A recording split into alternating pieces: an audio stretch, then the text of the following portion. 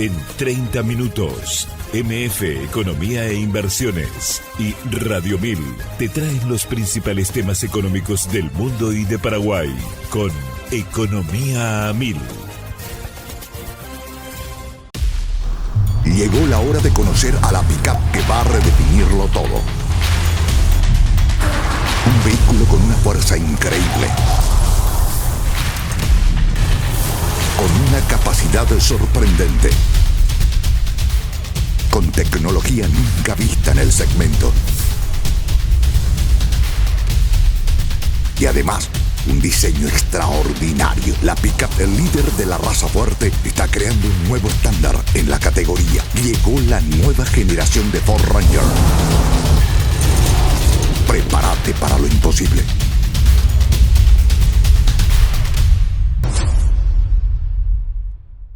En Economía al Oído, Manuel Ferreira analiza los temas que marcan la economía global, regional y de Paraguay, con una mirada crítica y enfoque claro. Y si buscas noticias y voces claves del ámbito económico nacional, escucha también el podcast Economía a 1000, el espacio de entrevistas y actualidad. Dos miradas, una misma fuente. MF Economía e Inversiones.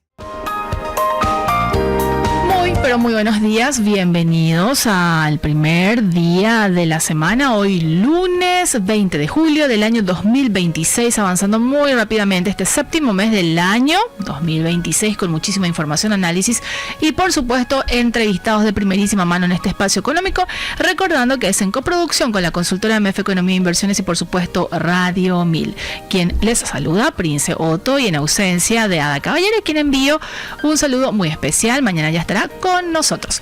Y gracias también al soporte correspondiente que nos dan los compañeros. Y ya le damos la bienvenida también a nuestra invitada de hoy, a quien agradecemos su presencia. Estamos en compañía de la doctora Ana Rojas Viñales, economista, investigadora, y para hablarnos de un tema más que apasionante, justamente cuando tenemos una jornada con ella. ¿Cómo estamos, Ana? ¿Qué tal? Bienvenida, gracias por estar con nosotros. Hola, Prince, ¿cómo estás? Muchas gracias. Todo en orden. Yo sé que no te gusta que te diga doctora, pero te dije doctora, así que bueno, me salió ahí porque sí, tenés un doctorado y eso es más que importante que destacar. Le vamos a extrañar a Ada hoy. Así es, saludos para ella.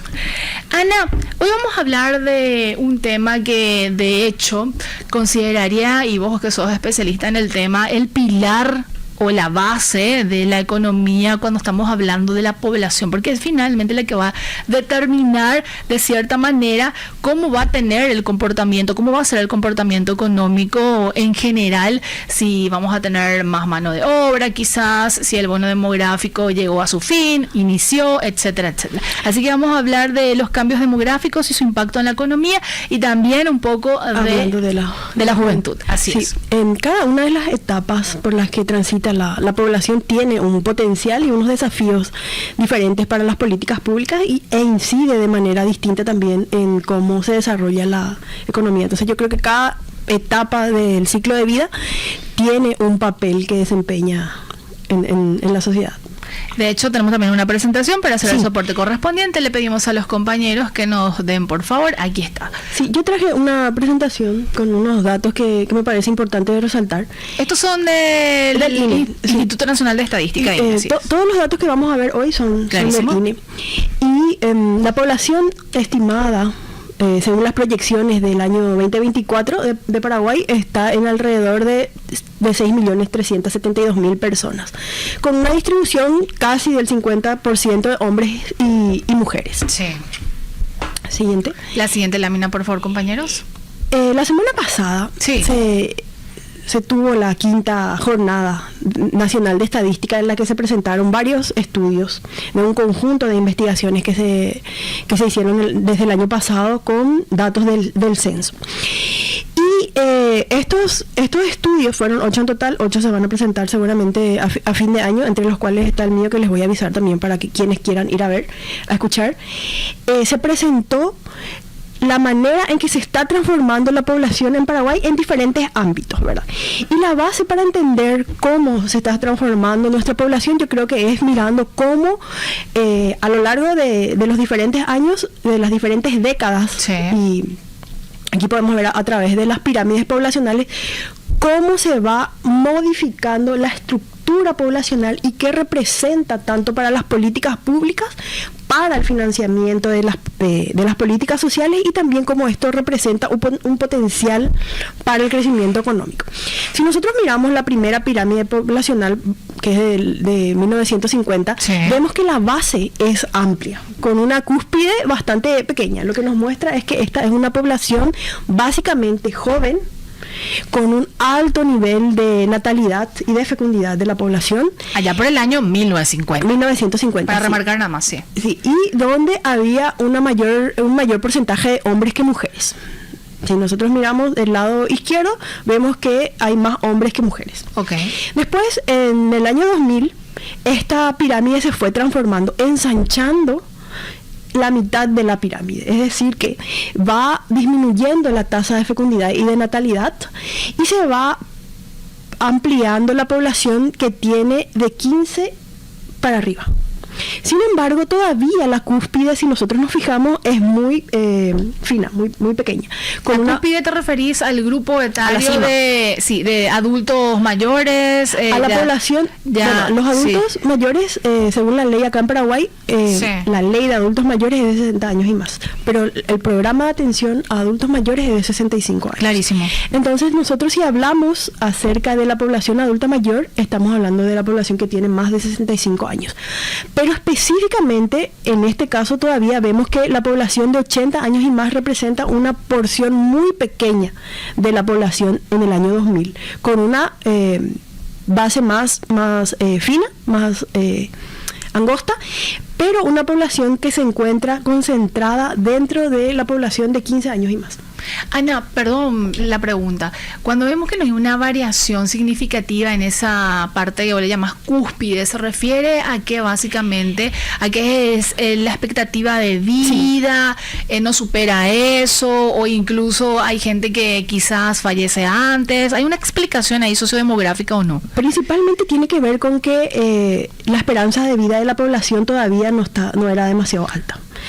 Podríamos fijarnos, ¿verdad?, para ver específicamente cuánto es, pero lo que podemos identificar es que muy pocas personas alcanzan los 80 años. Clarísimo. Y ya en esta... pero ¿y por género vemos un cambio o no hubo un cambio versus 1950? Estamos ahora en el 2000. Si lo comparamos con el año 1950, ¿hubo un cambio en el género o no? En la base, si nosotros nos fijamos en la base de 0 a 5 años, todavía, bueno, ya hay más mujeres que hombres, pareciera. Que nacen más nenas que varones, pero a partir de los 6 años a 10 parece que vuelve a haber más varones que mujeres. Clarísimo. Pero habría que mirar con detenimiento, ¿verdad? Y ya en la pirámide del año 2025 es estructuralmente la forma de la pirámide cambió, con una base mucho más angosta, una población que se concentra en las edades productivas, que vamos a llegar a ese punto, según la conceptualización en nuestro país, la población en edad de trabajar es a partir de los 15 años, pero hay críticas también a eso. Entonces, la población se concentra de 15 años hasta aproximadamente los 49, 54 años, a partir de cuando la población empieza a disminuir con una rapidez más pronunciada. Y acá lo que vemos es que sí ya hay más personas que alcanzan los 80 años y más. Incluso adultos jóvenes, por decirlo de alguna manera, y adultos también, Ana, ahora a diferencia de lo que podemos observar en las décadas pasadas. Y una cuestión importante también es que no es lo mismo ser un adulto mayor de 65 años hoy, en el 2026, que haber sido un adulto mayor en los años 50. Porque la calidad de vida y el acceso a los servicios de salud y de cuidado, si es que existían, ¿verdad?, los de cuidado, eran mínimos, y además los avances médicos y tecnológicos también ayudan a que la población viva más saludable por más tiempo. Pero una cuestión interesantísima que estábamos viendo con una investigadora con la que estamos trabajando acerca del envejecimiento, es que el envejecimiento, es decir, la población de 80 años y más, cada vez va a ir ampliándose en proporción con relación a la población total del país. Y no solamente pasa en Paraguay, pasa en otros países. Lo que imagino está viviendo, por ejemplo, los países europeos. Los países europeos, Uruguay, Cuba, que son principalmente los países que tienen mayores niveles de envejecimiento y tasas de natalidad muy por debajo de la tasa de reemplazo. Para conceptualizar mucho más ese concepto que me parece también clave dentro del debate, Anne, aprovechando obviamente tu conocimiento, decías que hay menos hijos por mujer. Allá por el año 1950, ¿de cuántos hablábamos esta relación? Quizá también. ¿En la próxima tenemos? Sí. Ok, sigamos entonces, avancemos, por favor. Ahí acá. Bueno, la tasa global de fecundidad. Entiéndase la cantidad de hijos por mujer. Clarísimo. O sea, la cantidad de nacidos vivos por mujer. Era bastante diferente a la que tenemos hoy. Y si nosotros nos fijamos, podemos ver que en el año 1950, cada mujer en promedio tenía aproximadamente 6 hijos. Casi 7. Casi 7 sí. hijos. 6,55. Y en el año 2025, aproximadamente 1,79. O sea, hay una disminución importantísima de la cantidad de hijos por mujer. ¿Dónde ocurre la disrupción? Bueno, principalmente tiene que ver, y si nosotros no fuéramos investigadores, académicos, especialistas en estas áreas, pensaríamos que es porque las mujeres no queremos tener hijos, no más, ¿verdad?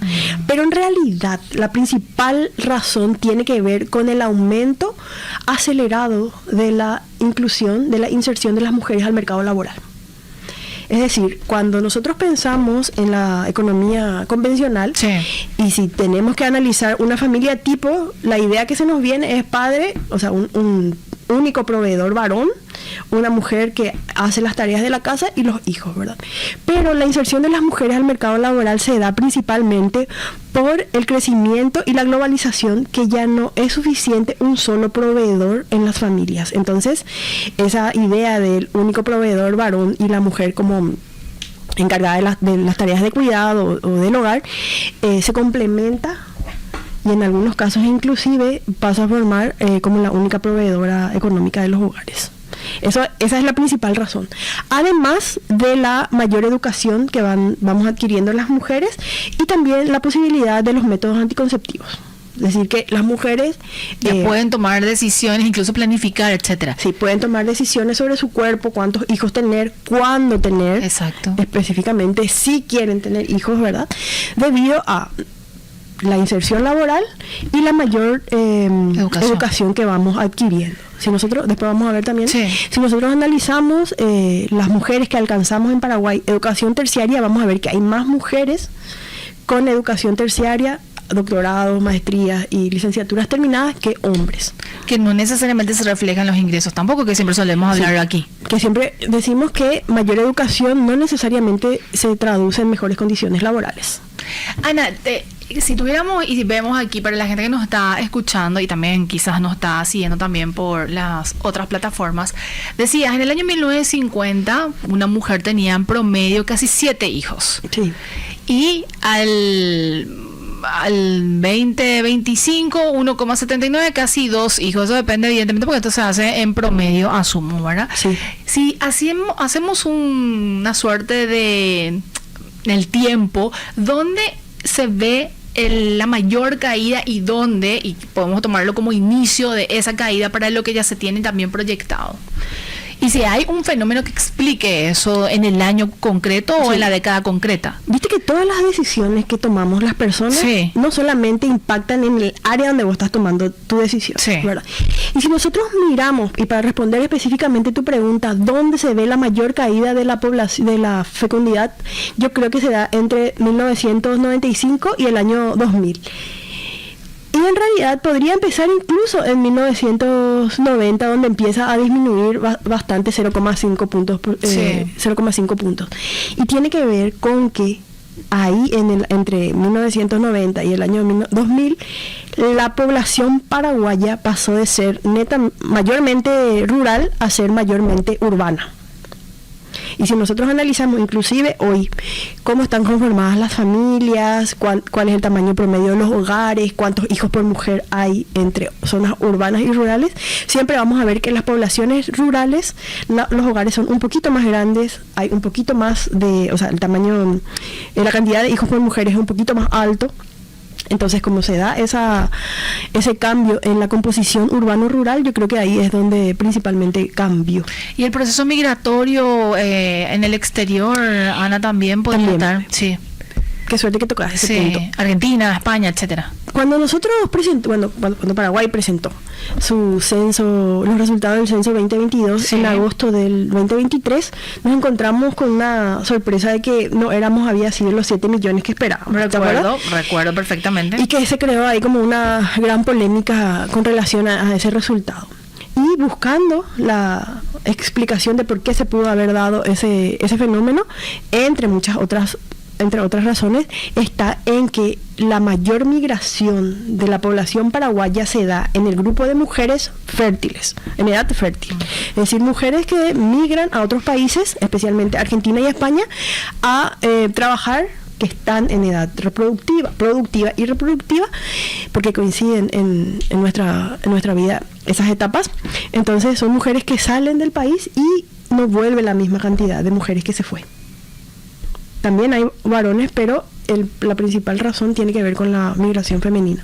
Y esta reducción de la fecundidad, decías que se da no solamente en Paraguay, sino es un fenómeno también mundial. E incluso ese porcentaje es mucho menor en algunos países. Sí, ese porcentaje es mucho menor en otros países, que va a llegar un momento, por ejemplo, Cuba y Uruguay, en que la población, en vez de crecer, va a ir disminuyendo. Viste que cuando se hacen las proyecciones, y lo que vamos a ver un poco más adelante, es que se espera que Paraguay en algún momento alcance los 7 millones de habitantes, ¿verdad? Y hay países en los cuales ya está muy cerca de llegar al punto máximo y empezar a disminuir su población, porque ya no hay casi tasas de natalidad, no hay casi nacimientos, o muy bajos. Muy interesante, Ana. Tenemos que hacer nuestra primera pausa y a la vuelta seguimos conversando. Y asumo que podemos también explorar un poco algo de bono demográfico, considerando justamente esta pirámide que te abre tal escenario. Así que hacemos nuestra primera pausa y a la vuelta seguimos conversando con la doctora Ana Rojas Viñales. Y seguimos aquí en compañía de nuestra invitada de hoy, a quien siempre agradecemos su presencia, aprendiendo muchísimo de este compuesto o de este tema de la economía, ¿verdad, Ana? Corregime vos ahí. Seguimos con Ana Rojas Viñales, y cuando hablamos de población, impacto, juventud, bono demográfico, etcétera, es más que importante, porque de alguna manera también debería de ser una información más que valiosa para la construcción de políticas públicas, Ana. Sí. Qué suerte que tocas también el concepto de bono demográfico, porque es importante que refresquemos qué significa el bono demográfico. Ya en varias ocasiones, seguramente, con especialistas del INE que te habrán visitado, habrán también tocado la importancia que tiene el bono demográfico. Bueno, el bono demográfico, en palabras sencillas, es el potencial que tiene un país, considerando cómo está compuesta su población, teniendo a la población en edad productiva, es decir, de 15 a 64 años en nuestro país, o dependiendo de qué país sea, el rango de edad que corresponda, sobre la población dependiente, es decir, esa población que es capaz de producir y sostener con su trabajo la economía, y con eso atender a las necesidades de la población de 0 a 14 años, 216.000 de la semana anterior. El resultado fue inferior a las personas con discapacidad y las personas adultas mayores y a la cifra inicialmente informada de 215.000, una reducción de 8.000 frente al dato revisado de 216.000 de la semana anterior. Con su trabajo, el resultado fue puede inferior a las necesidades de las personas que no pueden hacerlo por los analistas y a la cifra inicialmente informada de 215.000. Es un concepto súper estudiado, muy discutido también, y con un elevado potencial de crecimiento para nuestro país, si se garantizan las condiciones de inversión en salud y educación. Porque ya hablamos también varias veces acerca del que el promedio de años de estudio de la población en Paraguay está en aproximadamente 11 años, casi 12, ¿verdad? Y los estudios internacionales muestran que para salir y mantenerse fuera de la pobreza, una persona tiene que tener mínimamente 12 años de estudio. En Paraguay todavía no tenemos. Eso por un lado. Y que se invierta en mejor educación de la población en el corto y en el largo en el mediano y en el largo plazo, implica en que se generen mejores condiciones de empleo, y que ese empleo que se genere sea formal, que se tenga también mejores niveles de mejores condiciones de salud, y que esto represente una mayor productividad de la población y su capital humano. Ana, ¿y este fenómeno del bono demográfico ocurre una vez, tengo entendido, en la historia de una economía? ¿Eso es correcto? Bueno, la semana pasada, como les mencioné, se hizo esa presentación en la Jornada Nacional de Estadística y ahí se habló de un segundo bono demográfico, ¿verdad? Pero ese segundo bono demográfico yo todavía no lo analicé bien, pero se refiere al potencial que tiene la economía en la población de 65 años y más. Ah, interesante. ¿Cómo sería la economía plateada? Sí. Que ya habíamos hablado en algún momento contigo, sí. Justo que... habíamos hablado acerca de la economía plateada, pero ahí también se tocó un punto importantísimo que me llamó muchísimo la atención, es que ese concepto de economía plateada está como criticado en América Latina. ¿Por qué, Ana? Una reducción de 8.000 frente al dato revisado de 216.000 de la población envejecida o la población adulta mayor en Europa o en otros países desarrollados es diferente y a la cifra a la realidad que vive la población adulta mayor en países de América Latina. Una reducción de 8.000 frente al dato por sus condiciones mismas, por sus condiciones mismas. La economía plateada nos da la idea de que la población de 65 años más o la población adulta mayor podría estar en mejores condiciones para viajar, que cuenta con ahorros suficientes para mantenerse y brindarse atenciones de servicio de cuidado en el caso que necesite. Y eso nosotros vemos que en Paraguay no necesariamente ocurre, porque el mayor porcentaje de la población adulta mayor no aportó durante su vida productiva a un sistema de seguridad social. Entonces depende del ingreso de otras personas, del ingreso de la pensión a adultos mayores, o depende de rentas, de lo que puede, por ejemplo, producir. A lo mejor extienden su vida laboral por encima de los 65 años, o si tienen recursos, a lo mejor alquilan, invierten, etcétera. Interesante, no había considerado ese componente, porque son realidades diferentes, totalmente. Sí, y además... sí, perdón, quiero agregar más, me entusiasma esa parte de Ana, agregar también que la preparación, asumo, de personas adultas mayores, haciendo una comparación nada más de países europeos en desarrollo, y el nivel educativo termina siendo clave también por toda la construcción que tuvo que hacer durante esos años, e incluso post salida laboral. Exacto, y además en países desarrollados también existe ya una reducción de 8.000 frente al dato revisado de 216.000 de la semana anterior. Adelantando al hablar de sistema, pero sí hay una red de servicios de cuidado para las personas adultas mayores y para las personas cuidadoras de las personas adultas mayores. Entonces ya existe dentro de la seguridad social mecanismos que ayuden a que las personas adultas mayores que necesiten alguna atención médica puedan hacerlo por telemedicina, o a lo mejor una persona adulta mayor, porque eso también pasa, que una persona adulta mayor de 65 años esté cuidando a una persona adulta mayor de 85 o 90 años.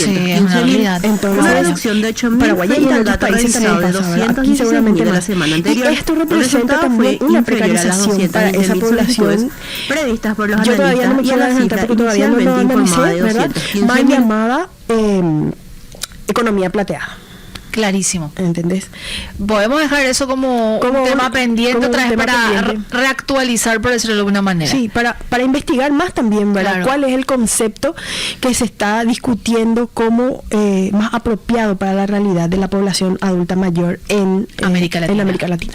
Seguimos avanzando con la presentación, por favor, compañeros, y tenemos más datos de lo que justamente nos trae Ana Rojas Viñales. Aquí tenemos la distribución de la población total estimada por grandes grupos de edad. Y acá, relacionado a lo que vos me estabas preguntando sobre el bono demográfico, que, como les estaba comentando, tiene que ver con la población en edad productiva de 15 a 59, 64 años, a 64, perdón. Si vos te fijas, el porcentaje de la población de 15 a 64 años hasta el 2045 aumenta. Sí.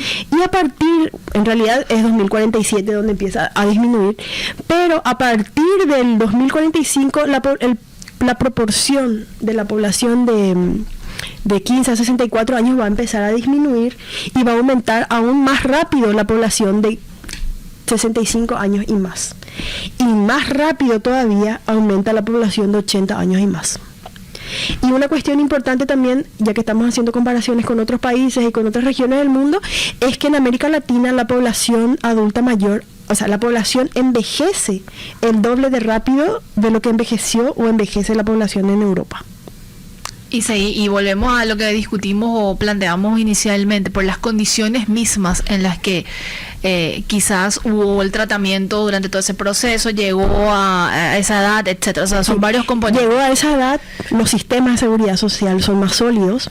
Seguramente la población que llega a los 65 años, a la edad que determinen como personas mayores, porque ese es otro concepto nuevo otra forma nueva, que me di cuenta hace poco, ya no está bien dicho población adulta mayor, sino es población, no, personas adultas mayores no, es personas mayores.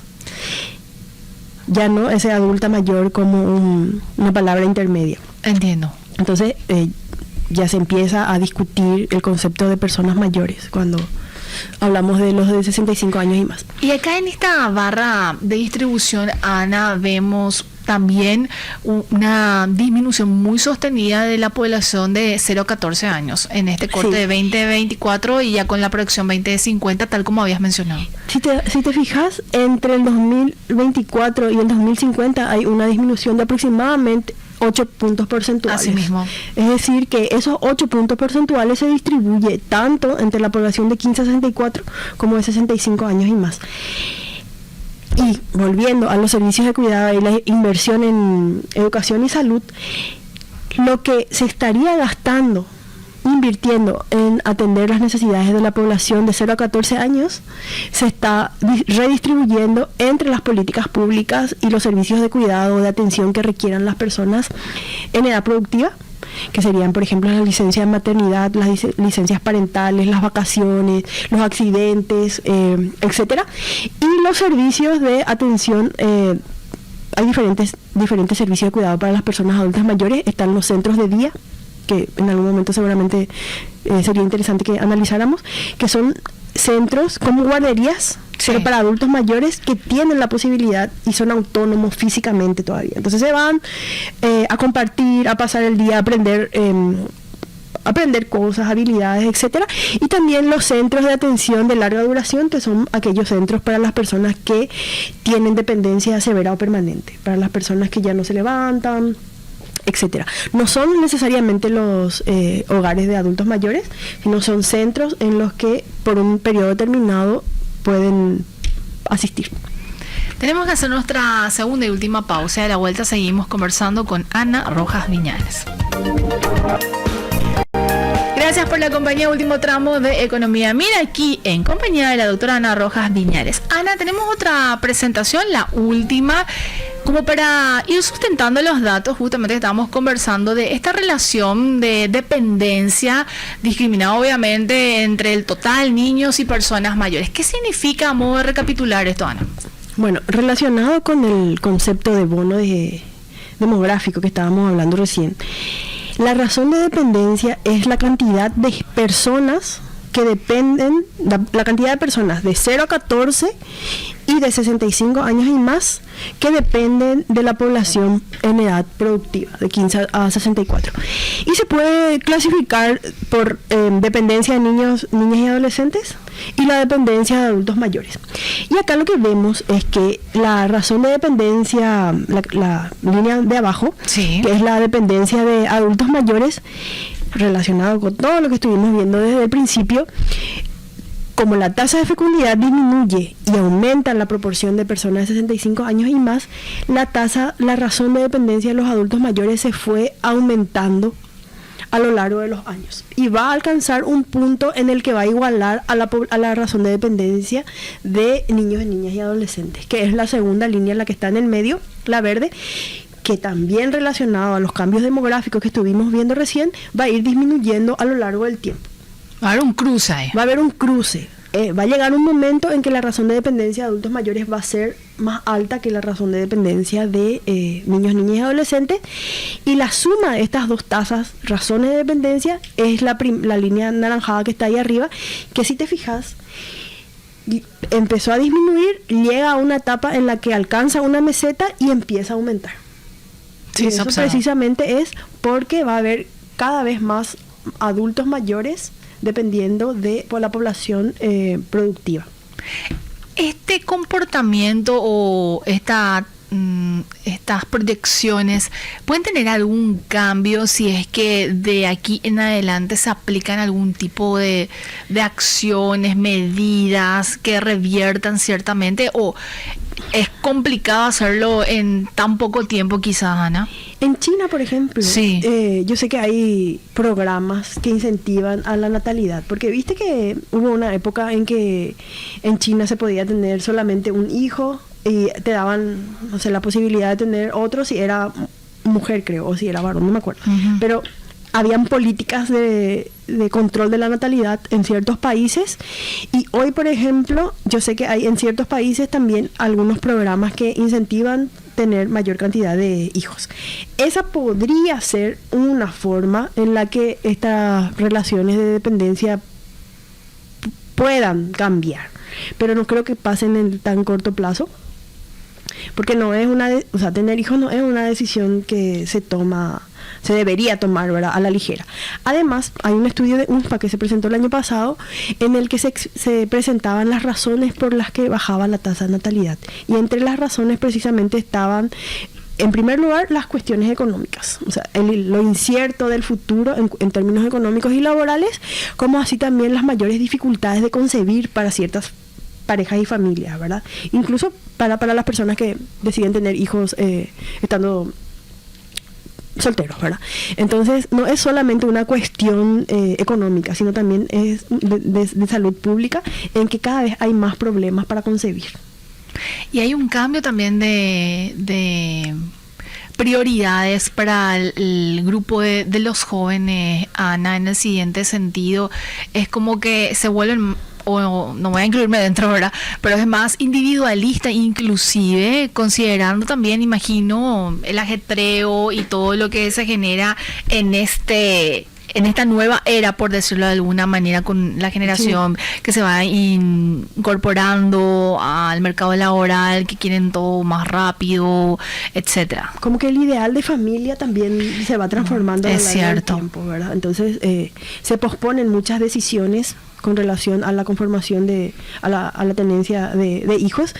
Incluso, eso se me pasó, pero es importante que mencionemos, si nosotros miramos la edad mediana de la población, es decir, si nosotros vemos en un mapa la edad de todas las personas que viven en Paraguay y comparamos con la edad mediana de hace unos años, vamos a ver que esa edad mediana, que en el 1950 era aproximadamente 19, 20 años, hoy la edad mediana de la población, o sea, la mayor cantidad de gente en Paraguay tiene 29 años. O sea que hay como un traspaso, un aumento de esa edad mediana. Además, también aumenta la edad de las mujeres en que tienen su primer hijo.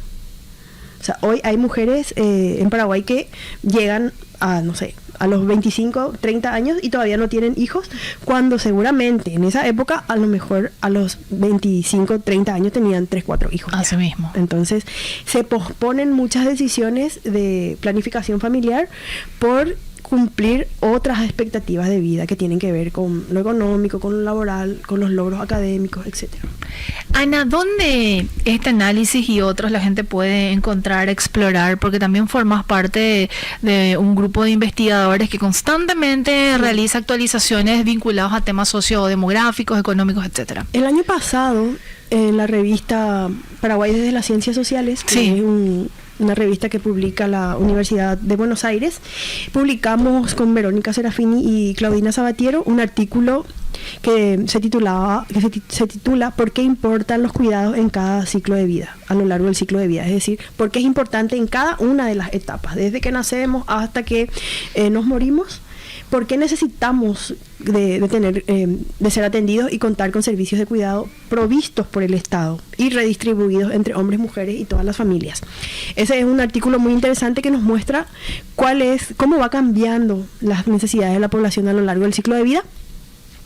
También hace poco publicamos un artículo sobre la pobreza de tiempo y cómo impacta el cuidado, la presencia de niños y niñas de 0 a 5 años en las posibilidades de inserción laboral de las mujeres. Interesante. Es decir, que inclusive hay una caída en la tasa de participación de las mujeres al tener su primer hijo. Y esa caída en la tasa de participación laboral de las mujeres es mucho mayor, es casi imperceptible.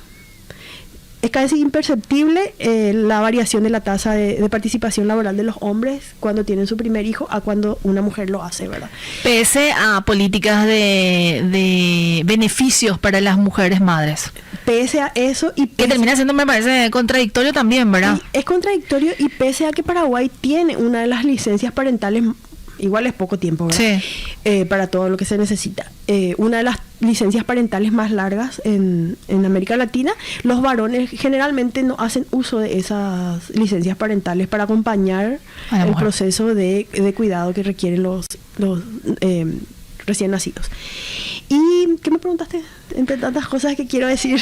No, nada más. ¿Dónde encontrar? ¿Dónde encontrar? Sí. Perdón. Bueno, y publicamos acerca de la pobreza de tiempo y cómo impacta la tenencia de personas dependientes a nuestro cargo en la participación laboral de las mujeres y en la pobreza de tiempo. Así como hace poquito, y está a punto de salir, ¿verdad?, otro artículo que tiene que ver con el envejecimiento de la población y cuál es el impacto que tiene, no solo en el crecimiento económico, sino también en el gasto fiscal. Totalmente. En las finanzas públicas, porque que aumente la población adulta mayor implica que se tienen que dar mayores inversiones en servicios de cuidado, la pensión de adultos mayores, etcétera. También me gustaría explorar en algún momento nuevamente ese tema, Ana. ¿Te parece? Con gusto. Muchas gracias. Tengas un excelente inicio de semana. Gracias, Prince. Estuvimos con la doctora Ana Rojas Viñales acompañándonos hoy, recordando que este capítulo lo pueden volver a escuchar y ver en nuestras diferentes plataformas buscando Economía a 1000. Nos despedimos, que tengan un excelente lunes.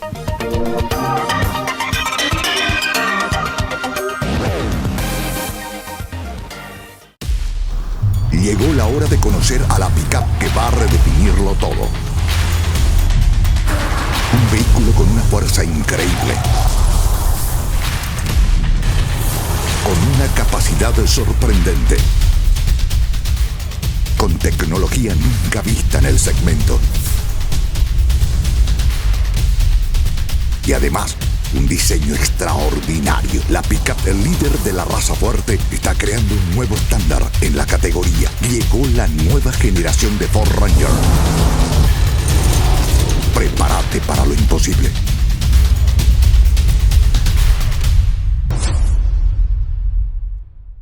En Economía al Oído, Manuel Ferreira analiza los temas que marcan la economía global, regional y de Paraguay, con una mirada crítica y enfoque claro. Y si buscas noticias y voces claves del ámbito económico nacional, escucha también el podcast Economía a 1000, el espacio de entrevistas y actualidad. Dos miradas, una misma fuente. MF Economía e Inversiones.